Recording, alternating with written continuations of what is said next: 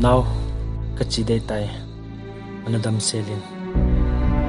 Yeah, đây nung set à, khi ngày non thì cuối nung hành nát tiệt, chỉ ta riêng ta, hi chỉ ra hi cả nua hin cả em sung tiệt, ai phát sát thong nói. Now, lung niao hi in. Nam si pe ka hi zia, lung gel phalo, a hi lo le. Thil phalo vola, zona ka hi pon. Chule ka hin kho mo baby ding zong gel hi. Theo cả lung among thêm mong gì thế. Now, hi china gel sang chun. Tao na zo in ni hin khop jing.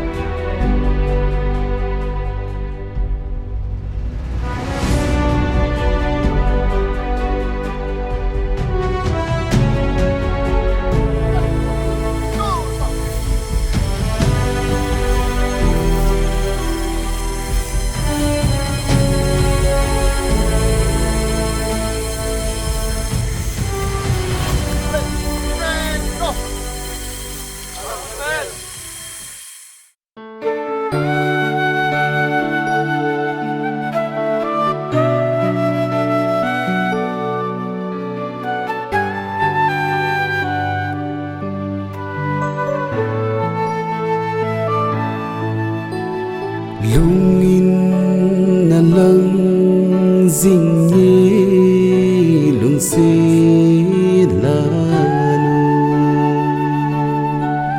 Miêu môn càng ghé dinh nghi ok tăng pa cùng khôn chulti pon ti kalung se na khen na ding nei pi bang hen kol ni in lep dan ding hi jing zong le lung lai in vang na phal pon ti okay la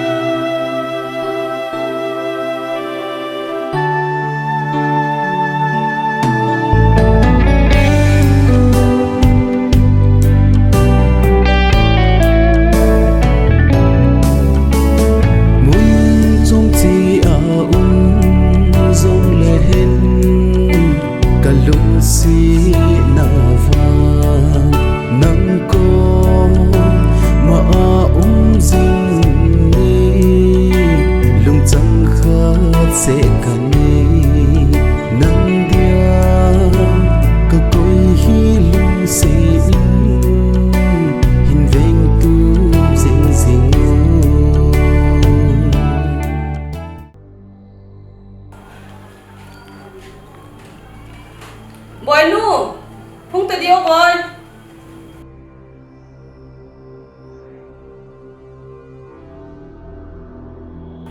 Boy, nó không đeo khu thì người nhỉ jinga thaya bi ti the la bunoi me lo ani kuma ama ho ta ni ki chena halwa na mai the san lo sa khu bible syndrome bi da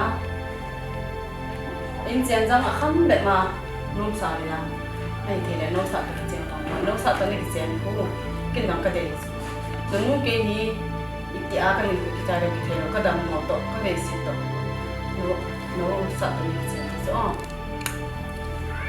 Hello, cây vàng cầu hội thị trấn Khăn Lộ.